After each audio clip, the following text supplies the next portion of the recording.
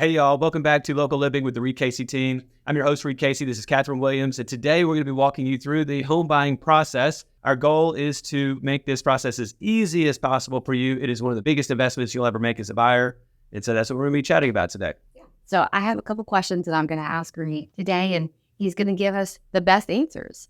So Reed, let's start talking about the home buying process. What is your recommendation for a buyer consultation and what happens in that consultation? So the buyer consultation for us is really the first step in the home buying process. When we start working with a client, making sure that the expectations of what we're going to do on in the everyday kind of home searching for them, and to make sure what's important to them. It's very different sometimes. A husband may have a different kind of expectation of what he's in the house that he's looking for than a wife. And so understanding what's important to both parties and make sure we can bring that together really is defined at the buyer consultation. We also talk about things like pre-qualification. Are they paying cash?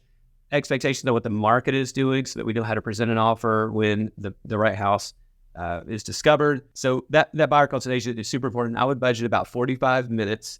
And one of the other things that we'll talk about in that consultation, Catherine, is all the expected cost that somebody will incur so there are no surprises when we...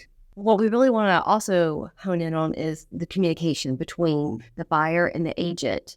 And something we've talked about is a scouting report. Yes. So why don't you share what that is and how it could really set up not only communication, but organization for our buyers? Well, I think you actually coined the phrase scouting report, which I sort of grabbed it. You said it one time. I said, oh, that's so good. Because it's true.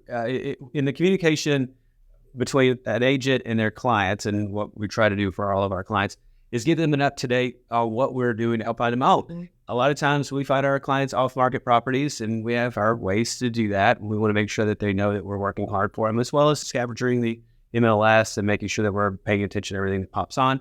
Our scouting report really does detail out what we're doing on their behalf to go find them a house. And I think you should get that probably once a week at least. We like to send ours out on Tuesdays after the weekend. New inventory kind of goes off the market. What we're going to do the rest of that week to go find our buyers.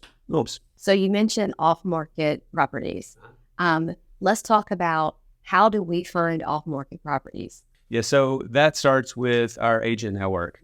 We work with some of the best brokers, best agents in the area, agents that sell a lot of houses just like we do, making sure that we know what inventory they have coming up, making sure that they know what buyers we have that are looking in the marketplace so that they can be on the hunt or have their ear out for anything that may fit a need of a buyer that we have. It also is Facebook groups are fantastic. So agent Facebook groups, making sure that we're monitoring all of our social media platforms for any off-market properties.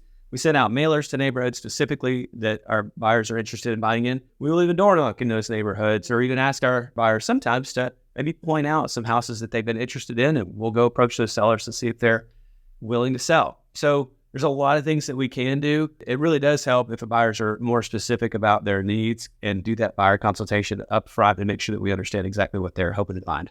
Great. And the next step in that process is, how do you get pre-qualified? Easy peasy. We work with some of the area's best lenders, and it's super important that the lender that we decide to partner with or the buyer decides to use is somebody that's knowledgeable, obviously provides great service.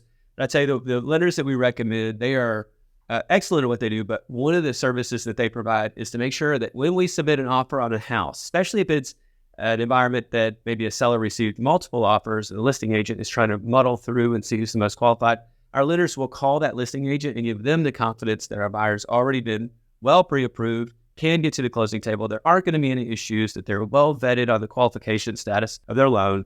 And so that's probably the best advice I can give somebody.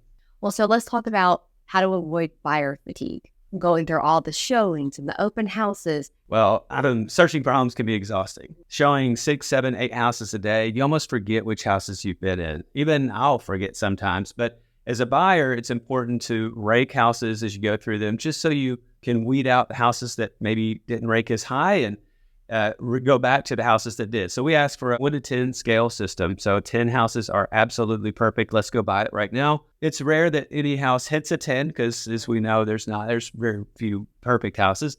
But even those 9s, if we go through a house and we say, oh my gosh, this is a 9, then all the other houses really don't matter. We could focus on that one. So we just, we believe that that's a good system to use, and we've done it for a long time. So the exciting part, making the offer. What is the strategy that you would recommend for our buyers? Making an offer really comes back to what's important to the seller. If we can understand what's important to a seller and what their motivation is, and it may not always be to get the highest price. There could be a seller that's on a specific time frame, and maybe they need a few more months in the house or another month after closing in a house. That's just really important because they need to take the money that they gained from the sale and go find a different house. And my buyer is super flexible on that. And that's really important. We can use that and leverage to get a better price. So really understanding the seller's motivation is what we find is key. And then knowing how to structure a deal. So it best protects our buyers and also helps them get what they want. Well, speaking of protecting our buyers, how do we close the deal and make sure it's a smooth process? That is all about the team that we're working with. So our lender team, sometimes it depends on the cooperating agent that we're working with, and it's something that we can't always control, but we hope that we're working in an environment with another great cooperating agent that represents the other side. But it really is the lending team, closing attorney, inspections, to if we need contractors to go through the house quickly to give us estimates to make sure that the buyers aren't getting themselves underwater on any repairs or anything that the buyer needs to know. The team is how we're going to get there, especially when we're on tight time frames for due diligence and get us to closing so that the buyers really have all the information they need to purchase. Well, thank you, Reed. Yeah, I hope that was helpful. I hope this episode gave you a clear picture of what to expect when buying a home. And remember to subscribe to Local Living with Reed Casey Real Estate. Our podcast is available on all platforms. And if you're watching on YouTube, just hit that subscribe button to stay up to date with our latest content. We'll see you next time.